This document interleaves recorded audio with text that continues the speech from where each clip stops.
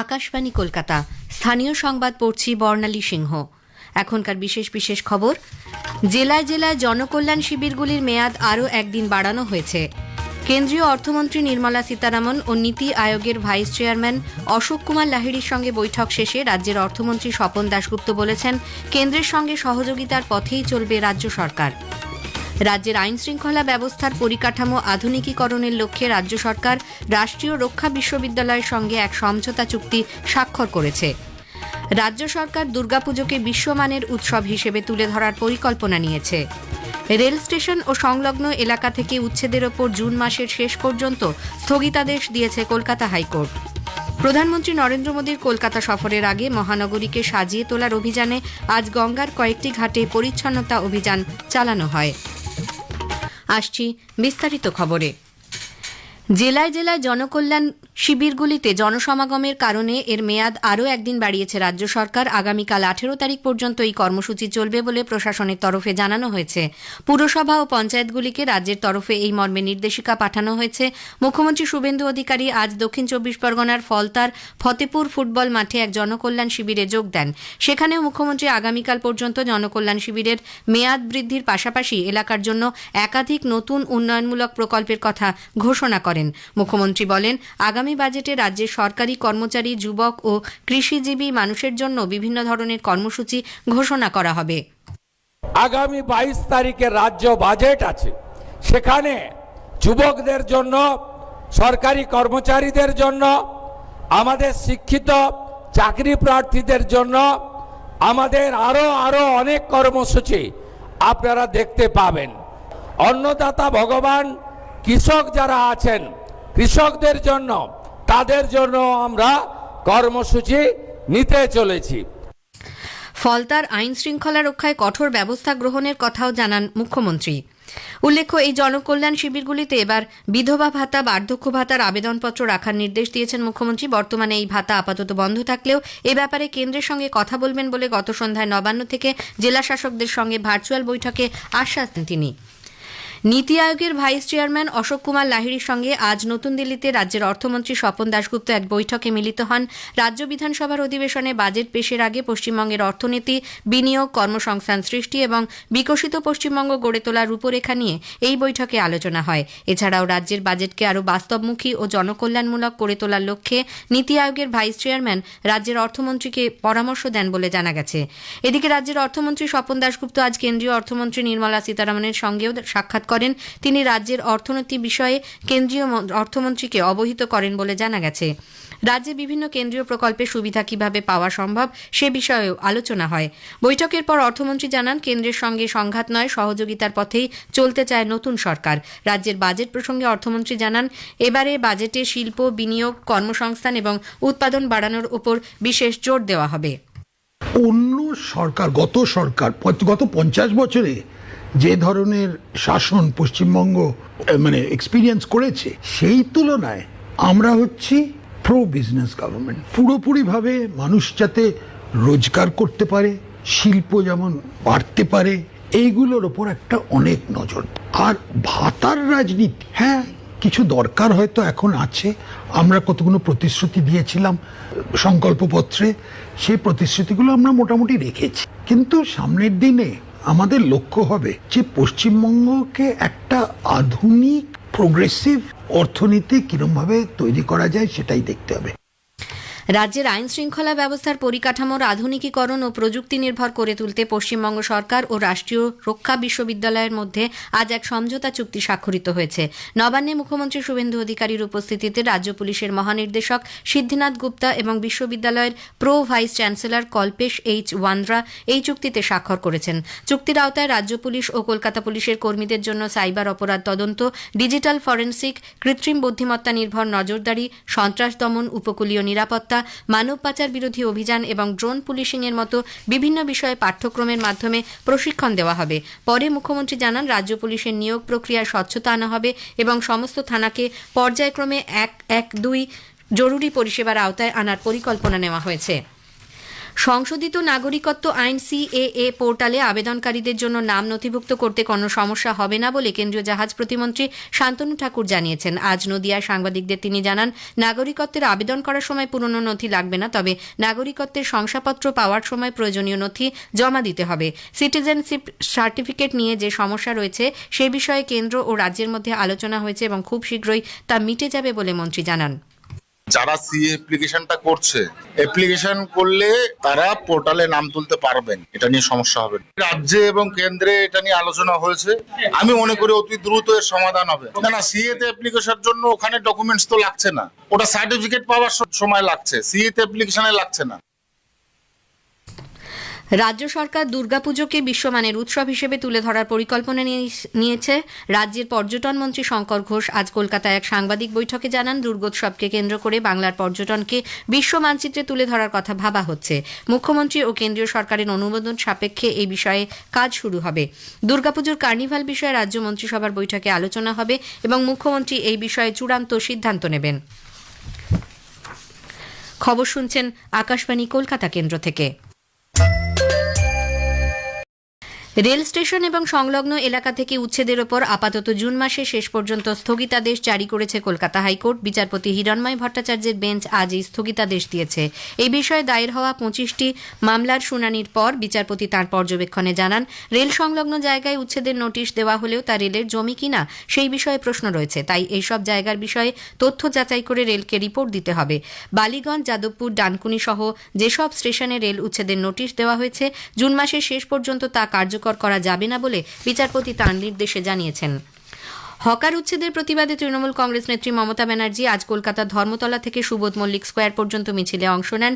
তার সঙ্গে দলের নেতা কুণাল ঘোষ, বৈশানর চট্টোপাধ্যায়, দোলা সেন সহ অন্যান্যরাও এই মিছিলে অংশগ্রহণ করেন।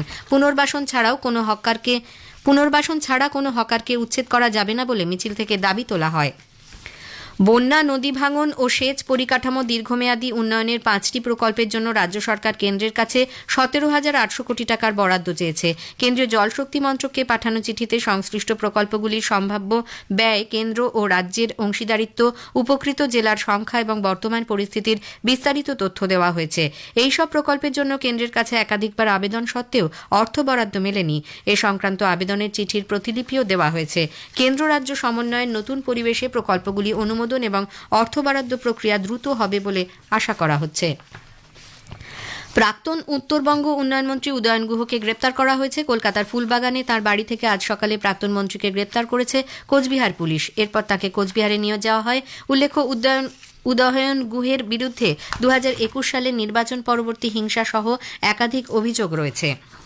কলকাতা পুরসভার তৃণমূল কংগ্রেসের কাউন্সিলর সুশান্ত ঘোষকে আজ পুরী থেকে গ্রেপ্তার করা হয়। বেশ কিছুদিন ধরে তিনি ফেরার ছিলেন। তার বিরুদ্ধে তোলাবাজি ও হুমকির অভিযোগ রয়েছে। কলকাতা পুলিশের একটি দল তাকে গ্রেপ্তার করে। সুশান্ত ঘোষের গাড়ি চালককে কিছুদিন আগে উড়িষ্যা থেকে গ্রেপ্তার করা হয়। তৃণমূল কংগ্রেস নেতা ও বিধাননগর পুর নিগমের প্রাক্তন চেয়ারম্যান সব্যসাচী দত্তের 5টি ব্যাংক অ্যাকাউন্ট বাজেয়াপ্ত করেছে পুলিশ। দুর্নীতি ও তোলাবাজির অভিযোগে কয়েকদিন আগে তাকে গ্রেপ্তার করা হয়েছে। তার ফ্ল্যাট থেকে কয়েক লক্ষ টাকা সোনা কেনার রসিদ পাওয়া গেছে। বাজেয়াপ্ত 5টি অ্যাকাউন্টে জমা 3,70,00,000 টাকার উৎস কি তা অনুসন্ধান করা হচ্ছে। বাঁকুড়া ও সোনামুখীর পর আজ বিষ্ণুপুর পুরসভার পুরপ্রধান গৌতম গোস্বামী ও উপপুরপ্রধান মহাবীর আগরওয়াল পদত্যাগ করেছেন। বিষ্ণুপুরের মহকুমা শাসকের কাছে তাঁরা নিজেদের পদত্যাগপত্র জমা দিয়েছেন। অন্যদিকে পূর্ব মেদিনীপুরের মহিষাদল পঞ্চায়েত সমিতির সভাপতির পদ থেকে ইস্তফা দিয়েছেন তৃণমূল কংগ্রেসের শিউলি দাস। প্রধানমন্ত্রী নরেন্দ্র মোদীর কলকাতা সফরের আগে মহানগরীকে নতুন রূপে সাজিয়ে তোলার লক্ষ্যে আয়োজিত স্বচ্ছতা সে স্বাগত অভিযানে সরাসরি অংশ নিচ্ছেন মুখ্যমন্ত্রী শুভেন্দু অধিকারী। তিনি আজ সকালে বাগবাজারের মায়ের ঘাটে গঙ্গার পাড় সংলগ্ন এলাকায় পরিচ্ছন্নতা অভিযানে সামিল হন। সঙ্গে ছিলেন পুরমন্ত্রী অগ্নিমিত্রা পাল। 12 জুন রাজ্যে বর্ষা এলেও মৌসুমী বায়ুর দুর্বলতা ও বাতাসে কোনো ঘূর্ণাবর্ত ও নিম্নচাপ অক্ষরেখার উপস্থিতি না থাকায় দক্ষিণবঙ্গে বৃষ্টিপাত হচ্ছে না বলে আলিপুর আবহাওয়া দপ্তর জানিয়েছে। শেষ করার আগে খবরের বিশেষ কিছু অংশ আরেকবার। জেলায় জেলায় জনকল্যাণ শিবিরগুলির মেয়াদ আরও একদিন বাড়ানো হয়েছে। কেন্দ্রীয় অর্থমন্ত্রী নির্মলা সীতারামন ও নীতি আয়োগের ভাইস চেয়ারম্যান অশোক কুমার লাহিড়ির সঙ্গে বৈঠক শেষে রাজ্যের অর্থমন্ত্রী স্বপন দাশগুপ্ত বলেছেন, কেন্দ্রের সঙ্গে সহযোগিতার পথেই চলবে রাজ্য সরকার। প্রধানমন্ত্রী নরেন্দ্র মোদীর কলকাতা সফরের আগে মহানগরীকে সাজিয়ে তোলার অভিযানে আজ গঙ্গার কয়েকটি ঘাটে পরিচ্ছন্নতা অভিযান চালানো হয়। খবর শেষ হলো। আকাশবাণী খবর পড়ছি অনিন্দ চট্টোপাধ্যায়। এখনকার বিশেষ খবর হলো, প্রধানমন্ত্রী নরেন্দ্র মোদী আজ ফ্রান্সের এভিয়ানে G7 সম্মেলনের ফাঁকে মার্কিন প্রেসিডেন্ট ডোনাল্ড ট্রাম্পের সঙ্গে সাক্ষাৎ করবেন। তিনি আজ অন্তর্ভুক্তিমূলক ও সুস্থায়ী অর্থনৈতিক বৃদ্ধি বিষয়ক G7-এর আলোচনায় অংশ নিয়ে সবকা সাথ সবকা বিকাশের ভাবনা ব্যাখ্যা করেন। G7-ভুক্ত দেশের শীর্ষ নেতারা আন্তর্জাতিক স্থিতিশীলতা, নিরাপত্তা সহযোগিতা এবং আন্তঃসীমান্ত সংঘবদ্ধ অপরাধ মোকাবিলা সংক্রান্ত ঘোষণা অনুমোদন করেছেন। প্রতিরক্ষামন্ত্রী রাজনাথ সিং জানিয়েছেন, 2025-26 অর্থবর্ষে ভারতের বার্ষিক প্রতিরক্ষা উৎপাদন সর্বকালের সর্বোচ্চ 1,78,000 কোটি টাকায় পৌঁছেছে। পশ্চিমবঙ্গ বিধানসভায় বাজেট অধিবেশনের আগে রাজ্যের অর্থমন্ত্রী স্বপন দাশগুপ্ত আজ দিল্লিতে নীতি আয়োগের ভাইস চেয়ারম্যান অশোক লাহিড়ীর সঙ্গে বৈঠক করেছেন। উত্তরপ্রদেশের বাদাউঁ জেলায় আজ দুপুরে উঝানি এলাকায় একটি ট্রাক্টরের সঙ্গে এক ই-রিকশার মুখোমুখি সংঘর্ষে অন্তত 6 জন মহিলা নিহত। বিশ্বকাপ ফুটবলে আজ ভারতীয় সময় রাত 10:30টায় পর্তুগাল কঙ্গোর মুখোমুখি হবে। আসছে বিস্তারিত খবরে। ফ্রান্সের এভিয়ানে চলতি G7 শীর্ষ সম্মেলনে আজ প্রধানমন্ত্রী নরেন্দ্র মোদী সকলের কল্যাণে সুষম, অন্তর্ভুক্তিমূলক ও স্থিতিশীল অর্থনৈতিক বৃদ্ধি ত্বরান্বিত করা বিষয়ক এক গুরুত্বপূর্ণ অধিবেশনে ভাষণ দিয়েছেন। প্রধানমন্ত্রী উন্নয়নশীল দেশগুলির অর্থনৈতিক সক্ষমতা বৃদ্ধির লক্ষ্যে আন্তর্জাতিক আর্থিক প্রতিষ্ঠানগুলিকে বিশেষ কর্মপদ্ধতি বা ব্যবস্থা গড়ে তোলার উপর গুরুত্বারোপ করেন। তিনি আফ্রিকা, ল্যাটিন আমেরিকা এবং প্রশান্ত মহাসাগরীয় দ্বীপরাষ্ট্রগুলিকে সংযুক্ত করার লক্ষ্যে বিভিন্ন সংযোগ স্থাপক প্রকল্পেরও প্রস্তাব দেন। এছাড়া তিনি ইম্প্যাক্ট বা সংযোগ ও বাণিজ্য ত্বরান্বিত করার লক্ষ্যে আন্তর্জাতিক অংশীদারিত্বমূলক উদ্যোগ গঠনের পরামর্শ দিয়েছেন। এর মাধ্যমে G7-এর পুঁজি, ভারতের মেধা এবং গ্লোবাল সাউথ বা উন্নয়নশীল বিশ্বের মালিকানা সত্ত্ব ও অংশীদারিত্বের সমন্বয় ঘটানো সম্ভব হবে। অধিবেশন চলাকালীন প্রধানমন্ত্রী মোদী সবকা সাথ সবকা বিকাশ, সবকা বিশ্বাস, সবকা প্রয়াস এর মূল মন্ত্রের উপর ভিত্তি করে ভারতের অগ্রগতির কাহিনীও তুলে ধরেন। এই অধিবেশনে G7-এর সদস্য ও সহযোগী দেশগুলির পাশাপাশি আন্তর্জাতিক মুদ্রা তহবিল IMF ও OECD-র শীর্ষ প্রতিনিধিরা অংশগ্রহণ করেছেন। আজ সন্ধ্যায় মার্কিন প্রেসিডেন্ট ডোনাল্ড ট্রাম্পের সঙ্গে প্রধানমন্ত্রী বহু প্রতীক্ষিত দ্বিপাক্ষিক বৈঠকে বসবেন। উল্লেখ্য, 2025 সালের ফেব্রুয়ারিতে ওয়াশিংটন ডিসিতে সর্বশেষ সাক্ষাতের পর এই দুই নেতার মধ্যে এটি প্রথম সরাসরি বৈঠক। ফ্রান্সের এভিয়ানে প্রধানমন্ত্রী নরেন্দ্র মোদী জার্মান চ্যান্সেলর ফ্রাইডরিখ মার্সের সঙ্গে দ্বিপাক্ষিক বৈঠক করেছেন। সমাজ মাধ্যমের এক বার্তায় তিনি বলেছেন, বাণিজ্য, বিনিয়োগ, প্রতিরক্ষা সহ বিভিন্ন ক্ষেত্রে পারস্পরিক সহযোগিতা বৃদ্ধি করার বিষয়ে তারা আলোচনা করেন। প্রধানমন্ত্রী নরেন্দ্র মোদী এভিয়ানে ইউরোপীয় কাউন্সিলের প্রেসিডেন্ট আন্তোনিও কোস্তা এবং ইউরোপীয় কমিশনের প্রেসিডেন্ট উর্সুলা ফন ডার লিয়েনের সঙ্গে দ্বিপাক্ষিক বৈঠক করেছেন। পারস্পরিক স্বার্থ সংশ্লিষ্ট আঞ্চলিক ও বৈশ্বিক নানা বিষয় নিয়ে মতবিনিময় করেন তারা। শান্তি, স্থিতিশীলতা, সমৃদ্ধি ও সুস্থায়ী উন্নয়নকে সমর্থন করে বহুপাক্ষিক বিশ্ব ব্যবস্থা গড়ে তোলার প্রতি তাদের যৌথ প্রতিশ্রুতিও তারা পুনর্ব্যক্ত করেন। G7 দেশভুক্ত নেতারা আন্তর্জাতিক স্থিতিশীলতা, নিরাপত্তা সহযোগিতা এবং আন্তঃসীমান্ত সংঘবদ্ধ অপরাধ দমনের প্রচেষ্টার উপর গুরুত্ব দিয়ে বেশ কয়েকটি ঘোষণা গ্রহণ করেছেন। এক বিবৃতিতে নেতারা মার্কিন প্রেসিডেন্ট ডোনাল্ড ট্রাম্পের আমলে যুক্তরাষ্ট্র ও ইরানের মধ্যে সম্পাদিত চুক্তিটিকে স্বাগত জানান। তারা এই চুক্তিকে আঞ্চলিক উত্তেজনা হ্রাস এবং ইরানকে পারমাণবিক অস্ত্র অর্জন থেকে বিরত রাখার একটি সুযোগ হিসেবে অভিহিত করেন। এছাড়া তারা হরমুজ প্রণালীতে নিরাপদে নৌ চলাচলের গুরুত্বের উপর জোর দেন এবং আঞ্চলিক নিরাপত্তা জোরদার করার পদক্ষেপগুলিকে সমর্থন জানান। আরেকটি ঘোষণায় G7-ভুক্ত দেশগুলি মাদক পাচারের বিরুদ্ধে কার্যক্রম জোরদার করার প্রতিশ্রুতি দিয়েছে। তারা মাদক পাচারকে জাতীয় নিরাপত্তা, জনস্বাস্থ্য এবং অর্থনৈতিক স্থিতিশীলতার জন্য ক্রমবর্ধমান হুমকি হিসেবে চিহ্নিত করেছে। সহযোগী দেশ ব্রাজিল ও দক্ষিণ কোরিয়া এই উদ্যোগকে সমর্থন জানায়। নেতারা উল্লেখ করেন, মাদক পাচারকারী নেটওয়ার্কগুলি ক্রমশ অত্যাধুনিক হয়ে উঠছে। তারা দুর্নীতি, সহিংসতা ও অবৈধ অর্থপ্রবাহকে উস্কে দিচ্ছে। প্রধানমন্ত্রী নরেন্দ্র মোদী আত্মনির্ভরতা এবং উদ্ভাবনের উপর ভিত্তি করে গত এক দশকে ভারতের প্রতিরক্ষা ক্ষমতার উল্লেখযোগ্য বৃদ্ধির উপর আলোকপাত করেছেন। সমাজ মাধ্যমে শ্রী মোদী ভারত কিভাবে আকাশ, ভূমি এবং সামুদ্রিক প্রতিরক্ষা ক্ষমতা বৃদ্ধি করেছে তা ব্যাখ্যা করেন। দেশের নিরাপত্তায় আত্মনির্ভরতা ও দেশীয় প্রযুক্তিতে উৎপাদিত প্রতিরক্ষা সামগ্রীর বিকাশের কথাও প্রধানমন্ত্রী পোস্টে জানিয়েছেন।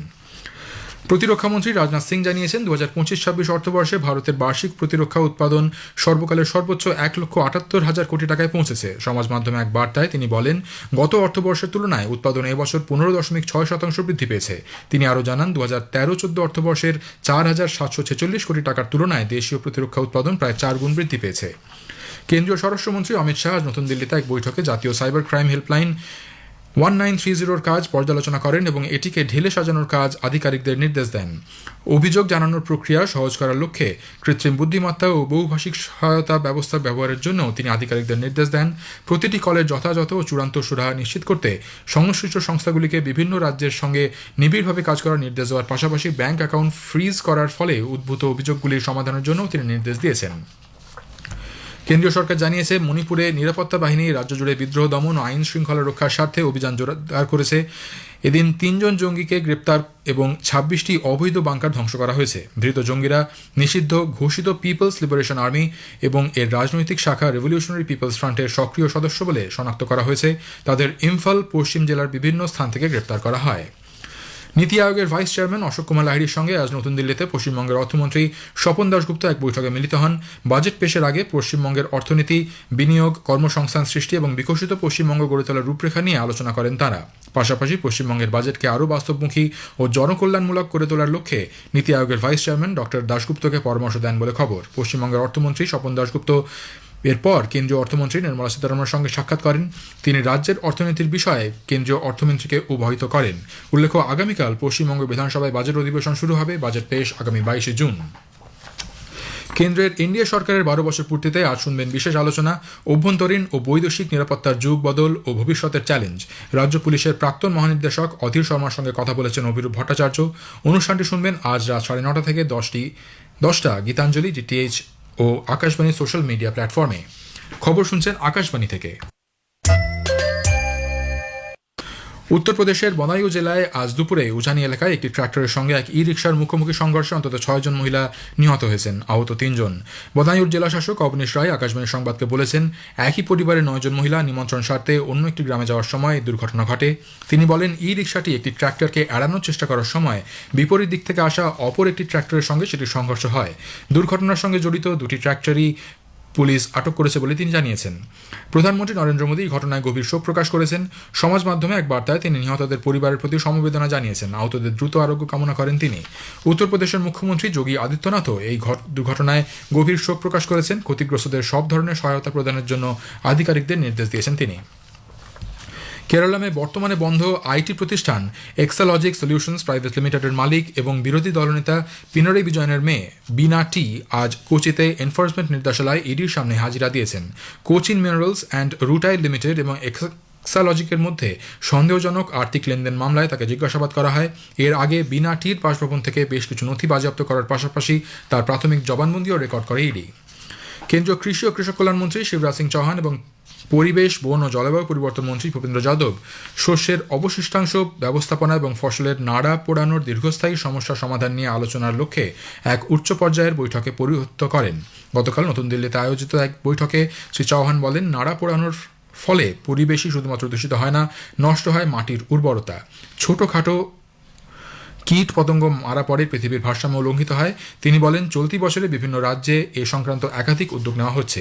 এর মধ্যে রয়েছে 46,000-এর বেশি শস্যের অবশিষ্টাংশ ব্যবস্থাপনা যন্ত্র বিতরণ, 910টি কাস্টম হায়ারিং কেন্দ্র স্থাপন সহ নানা কর্মসূচি। সুপ্রিম কোর্ট আজ সাইবার অপরাধীদের পরজীবী হিসেবে ব্যাখ্যা করেছে। শীর্ষ আদালত স্পষ্ট জানিয়েছে, এদের সঙ্গে কঠোরভাবে মোকাবিলা করা হবে। ভারতের প্রধান বিচারপতি সূর্যকান্ত এবং বিচারপতি ভি মোহনার বেঞ্চ বিভিন্ন রাজ্যে দায়ের হওয়া মামলাগুলি একসঙ্গে জড়ো করার আবেদনের শুনানির সময় এই মন্তব্য করেন। আদালত বলেছে, সাইবার অপরাধের শিকার হওয়া বহু মানুষ সারা দেশে ছড়িয়ে রয়েছেন। শীর্ষ আদালত আরও বলেছে, এই ধরনের অপরাধীদের কারাগারে রাখা সমাজের স্বার্থে অত্যন্ত গুরুত্বপূর্ণ। মার্কিন যুক্তরাষ্ট্র এবং ইরানের মধ্যে শান্তি চুক্তি চূড়ান্ত হওয়ার পর বিশ্ববাজারে অপরিশোধিত তেলের দাম আজ সামান্য বেড়েছে। ব্রেন্ট ক্রুড তেলের দাম 0.6% বেড়ে $79.46 হয়েছে। অন্যদিকে ওয়েস্ট টেক্সাস ইন্টারমিডিয়েট 0.8% বৃদ্ধি পেয়ে $76.69 হয়েছে। ওমানে অবস্থিত ভারতীয় দূতাবাস নিশ্চিত করেছে, এমটি সেতাবেলা জাহাজের উপর হামলায় প্রাণ হারানো 2 ভারতীয় নাগরিকের মৃতদেহ দেশে ফিরিয়ে আনা হয়েছে। দূতাবাসের এক সোশ্যাল মিডিয়া পোস্টে জানানো হয়েছে, আদিত্য শর্মা ও শিবানন্দ চৌরাসিয়ার মরদেহ ভারতে নিয়ে আসা হয়েছে। শোকের এই মুহূর্তে শোকসন্তপ্ত পরিবারগুলির প্রতি গভীর সমবেদনা ও সংহতি প্রকাশ করেছে দূতাবাস। ফিফা ফুটবল বিশ্বকাপে আজ পর্তুগাল কঙ্গোর বিরুদ্ধে খেলবে। হিউস্টন স্টেডিয়ামে খেলা শুরু হবে রাত 10:30টায়। অন্য খেলায় ইংল্যান্ড ক্রোয়েশিয়ার মুখোমুখি হবে। ডালাস স্টেডিয়ামে খেলা শুরু হবে রাত 1:30টায়। অন্যদিকে আলজেরিয়ার বিরুদ্ধে জয় দিয়ে অভিযান শুরু করেছে গতবারের বিশ্ব চ্যাম্পিয়ন আর্জেন্টিনা। ক্যানসাস সিটি স্টেডিয়ামে আজ তারা 3-0 গোলে হারিয়ে দেয় আলজেরিয়াকে। শেষ করার আগে খবরের বিশেষ কিছু অংশ আরও একবার। প্রধানমন্ত্রী নরেন্দ্র মোদী আজ ফ্রান্সের এভিয়ানে G7 সম্মেলনের ফাঁকে মার্কিন প্রেসিডেন্ট ডোনাল্ড ট্রাম্পের সঙ্গে সাক্ষাৎ করবেন। তিনি আজ অন্তর্ভুক্তিমূলক ও সুস্থায়ী অর্থনৈতিক বৃদ্ধি বিষয়ক G7 এর আলোচনায় অংশ নিয়ে সবকা সাথ সবকা বিকাশের ভাবনা ব্যাখ্যা করেন। G7 ভুক্ত দেশের শীর্ষ নেতারা আন্তর্জাতিক স্থিতিশীলতা, নিরাপত্তা, সহযোগিতা এবং আন্তঃসীমান্ত সংঘবদ্ধ অপরাধ মোকাবিলা সংক্রান্ত ঘোষণা অনুমোদন করেছেন। খবর শেষ হলো।